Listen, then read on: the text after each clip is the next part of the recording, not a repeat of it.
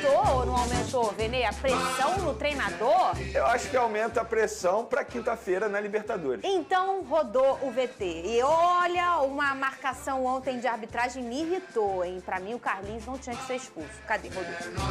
A missão pelo brasileiro ficou com a garotada que mostrou raça. Matheus Gonçalves tenta mandar para Carlinhos, que não alcança. Mas quem saiu na frente foi o Grêmio. Cristaldo é quem fica com a bola e chuta firme de direita. 1-0 Grêmio. O Flamengo tenta com o Alcaraz e ele manda forte, mas não acerta. O rubro-negro insiste e consegue. Jogada de Alcaraz que encontra Matheus Gonçalves, que bate bonito para deixar tudo igual. Carlinhos tenta virar, mas é o goleiro do Grêmio quem salva. Matheus Gonçalves estava inspirado e obriga o goleiro do Grêmio a se esticar todo. Pelo lado gaúcho, é João Pedro que acerta a bola na trave. Everton Araújo arrisca pelo Fla. Segundo tempo e o Grêmio quase vira após jogada de Soteldo, que deixa Monsalve na boa, mas a bola vai para fora. E aí, Reinaldo tem a chance de finalizar, mas Matheus Cunha tira mal com o pé e é Braithwaite que só empurra. 2-1. E quando já não estava bom para o Flamengo, fica ainda pior. Carlinhos faz falta em Kahneman e é expulso, que sai revoltado e dá um soco na cabine do par. Pressão do Grêmio e mais um gol. Edenilson cruza e é Diego Costa que faz o dele de cabeça. 3-1. Everton Araújo faz bela jogada, finaliza e a bola sobra para o jovem Felipe Tereza marcar de cabeça. O rubro-negro ainda tenta chegar ao empate, mas não deu mais tempo. Final 3-2 e mais uma derrota do Flamengo. Uma palavra. Bate! Não dizem nada. De novo, você tá pegando isso? Tá perseguindo ele? Bate! Tá perseguindo Eu queria falar, sabe o quê? O único imortal que eu conheço é Sandy Júnior, mas não posso falar. Você conheceu o Grêmio Então, ontem. toma o chimarrão. Bate! Olha, Sabe o que é pior, cara? O Flamengo mereceu ganhar, não merecia. mereceu. Eu ia falar isso contigo. Não Vene. merecia Boa tarde a pra O derrota. você. Flamengo jogou. E o Grêmio ganhou. Aí eu pergunto pro Tite, no fim das contas, quem pega os 3 pontos? Quem joga ou quem ganha? Bate. Diz que é quem ganha. Bate! Diz que o futebol não é ponto, é gol.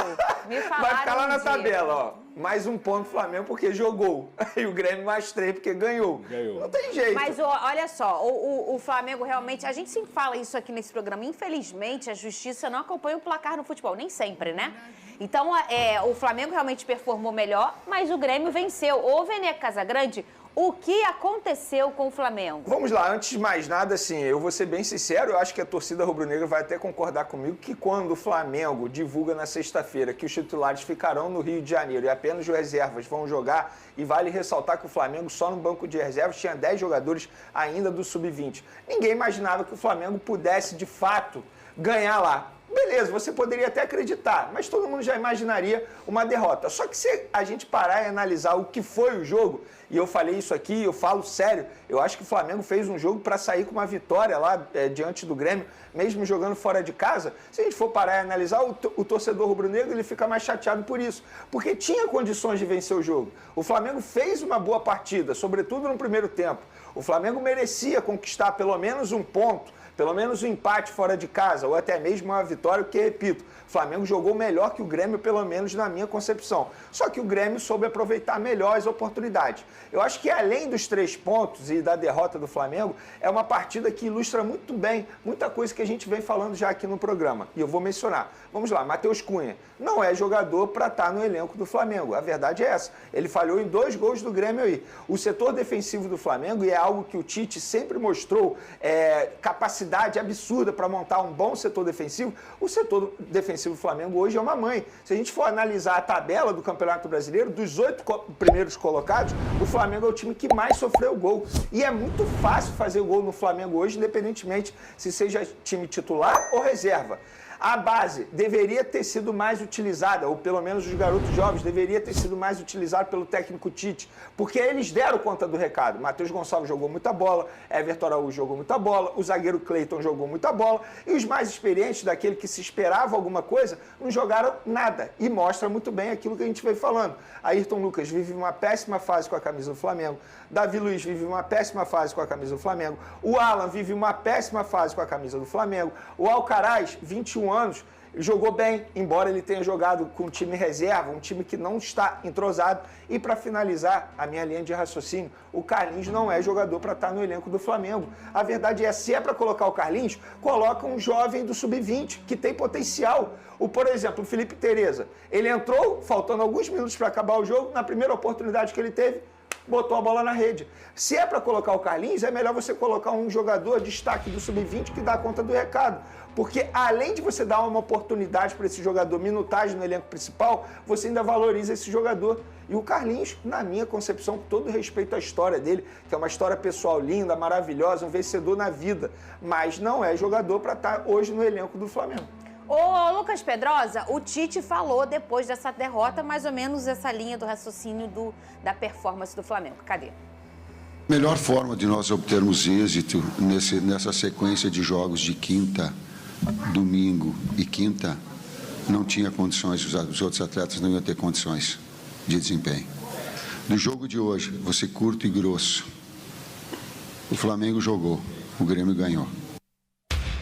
Mas, ô Pedrosa, o futebol é isso aí, não é, ô Pedrosa? Gente, olha só, eu acho que talvez o time do Flamengo reserva tenha criado um cenário que dá mais frustração ainda pelo que foi o jogo. Porque, de fato, o time do Flamengo jogou bem. Eu destaco aqui o Everton Araújo novamente, que inclusive mais fez até uma jogada de Neymar, aquela jogada de Neymar. Ele sair driblando 3-4 é absurdo, ele consegue construir o gol, mas eu digo que ele também foi bem na parte defensiva. Inclusive, para mim, o Everton Araújo está na frente do Alan, por exemplo. Se for pensar em escala de volante do Flamengo, ela é Ortiz, Pulgar e Everton Araújo. E aí você olha o Matheus Gonçalves, mais uma vez, jogando na ponta direita, flutuando pelo meio, fez um golaço também, que é a característica dele. O Lohan, para mim, também fez uma boa partida. Para mim, quem destoou um pouquinho foram justamente aqueles jogadores que já vêm jogando no time principal. O próprio Ayrton Lucas, que inclusive está até na pré-lista do Dorival Júnior para a convocação, e eu não sei porquê, né? Não tem coerência nenhuma, porque o Ayrton Lucas já não está jogando bola há muito tempo. E tem um outro ponto também, que infelizmente o Matheus Cunha, não sei se ele falhou em 2, mas com certeza ele falhou no gol principal, porque o Flamengo estava muito vivo na partida e ele acaba entregando um gol ali para o Bright White, e o Bright White acaba ampliando para o Grêmio. E depois a gente sabe, né? É um time que não está entrosado, é um time que não joga junto. Eu prefiro muito mais ver as coisas positivas dos garotos do Flamengo, Sim, que corresponderam muito bem, do que pensar de fato no resultado. Eu acho que o Flamengo fez um jogo honesto, decente, perante a situação que estava vivendo. E aquele gostinho de poder vencer aconteceu de fato. O Flamengo jogou melhor do que o Grêmio em algum momento. Depois o Grêmio foi forte, jogadores experientes, Edenilson, Diego Costa, e tudo bem. Mas eu não encaro esse jogo como terra arrasada. E esse Bright White também, né? É, bom jogador, é muito bom jogador, experiência europeia, jogou no Barcelona. Ninguém chega ao Barcelona por acaso, né? E aí ele é um jogador também que foi decisivo. Mas eu encaro o seguinte, tá claro que o Flamengo abriu mão do Campeonato Brasileiro. Pra mim, essa postura aí de não levar os titulares é abrir mão do Campeonato Brasileiro. Olha pra pontuação na tabela, não vejo o Flamengo tendo força pra disputar título com Botafogo, Palmeiras e Fortaleza, não mesmo. E é pensar nas Copas agora, porque se quinta-feira o jogo? Quinta-feira. Se quinta-feira não conseguir se classificar, é terra arrasada. Vai ser muito complicado o Tite conseguir continuar, porque a gente já tá vendo, o muro da Gávea pichado, pressão total em cima do treinador, eles chamam uma responsabilidade pra cima dele que é muito grande quando ele fala que o Flamengo vai fazer gol e provavelmente o Flamengo vai classificar, então assim, é complicado, cara. Eu não encaro esse jogo aí como algo ruim, não. Eu encaro esse jogo escancarando. É melhor colocar os garotos do que quem tá mal fisicamente. Mas pra é o esse jogo da jogo, vida dos meninos. para se você esse parar pra jogo, pensar. eu acho que o Flamengo tomou a decisão correta em relação ao planejamento. Porque se a gente for parar e analisar a logística para ir lá para Porto Alegre, para voltar, está extremamente difícil, complicada. Supondo que o Flamengo mandasse o time principal. Lembrando que esse jogo aqui, aí vamos destacar também, foi na Arena do Grêmio, muito bacana. sim. O gramado tá novinho. Muito bom o gramado lá da Arena do Grêmio. E a gente trabalha com alegria aí o retorno do Grêmio à sua casa. Fala, Supondo que o Fred. Flamengo tivesse mandado o time principal, vamos lá. O que iria acontecer? O Flamengo jogou na quinta, sexta-feira é treino regenerativo. No sábado é um treino leve por ser pré-jogo. Aí eles iam viajar.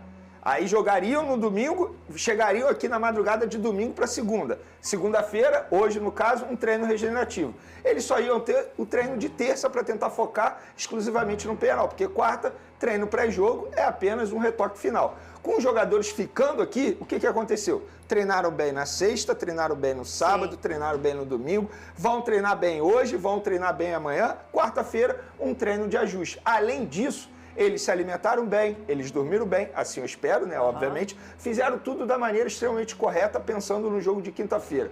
Quinta-feira é vida ou morte para o Flamengo. É o jogo mais importante até o momento da temporada. É difícil o Flamengo conseguir a reviravolta lá, reverter o placar? É muito difícil, mas não é impossível.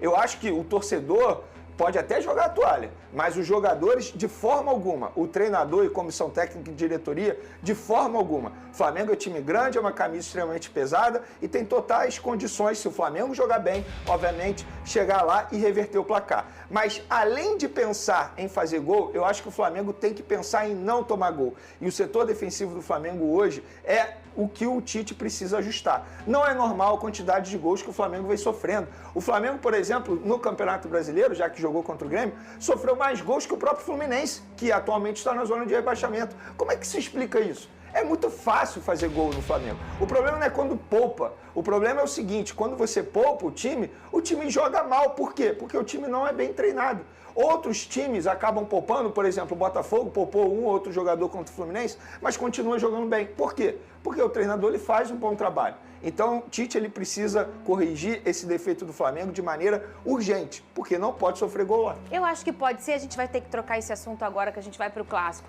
Eu acho que pode ser um sinal de alerta, já que o calendário não vai mudar e a gente está vendo que a gente pede isso há tantos anos e não vai mudar, a entender, a gente não pode no Brasil chegar e falar, olha só, galera, esse ano eu só tô brigando pela Copa do Brasil. No Brasil não dá, tem que dizer que vai brigar por tudo. E entender como que vai ser pensando nessa minutagem. Lembrando que o Arthur Jorge faz um rodízio, vamos dizer assim. Lembra no início, no primeiro semestre, que a gente era até difícil dizer qual era o meio campo titular do Botafogo? Quais eram os laterais titulares do Botafogo? Também sofreu lesões o Botafogo, porque ele já faz esse rodízio desde o início. E não espera chegar próximo às decisões para tirar um time inteiro. O problema não é o rodízio. O rodízio faz parte. O problema é quando você tira um jogador titular e o reserva vai muito mal. Por quê? Porque ele não está na mesma rotagem. Mas quando você faz o rodízio, você põe todo mundo para botar minutagem, é muito mais treinamento. Entendeu? Por exemplo, hoje, independentemente de quem jogue, no meio de campo do Botafogo, vou falar ali dos dois volantes, o time vai jogar bem. Por quê? O time é muito bem treinado. No Flamengo, não. Se você mudar uma peça, o time cai muito de rendimento. Mas eu acho que tem um ritmo de jogo aí. Se você for parar para pensar, há um rodízio no time do Botafogo. Tem pouco tempo que a gente consegue escalar nos 11. Mas por que há rodízio no time do Botafogo? Porque ele tem elenco e o Flamengo não tem. Porque o Botafogo atacou a janela de transferências infinitamente melhor do que o Flamengo.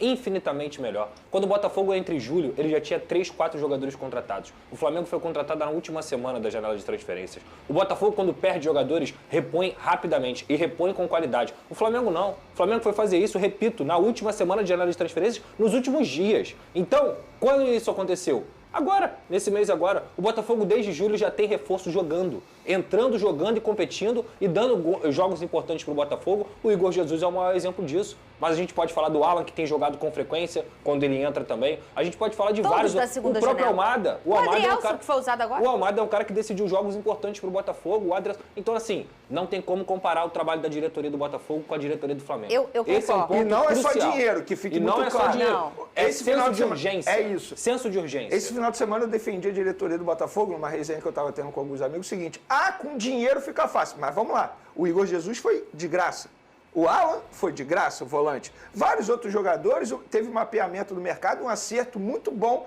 da diretoria. Cuiabano, ninguém acreditava. Ninguém acreditava, Ninguém é só acreditava. ter o dinheiro. A questão é o seguinte, hoje o Botafogo tem uma equipe organizada internamente para poder fazer esse mapeamento de mercado e faz muito bem. Não vai acertar 100% das vezes, mas a chance de acertar é enorme. Olha, a gente não pode passar, vamos trocar o assunto, falar do racismo que sofreu o Carlinhos, um grande abraço carinhoso para ele.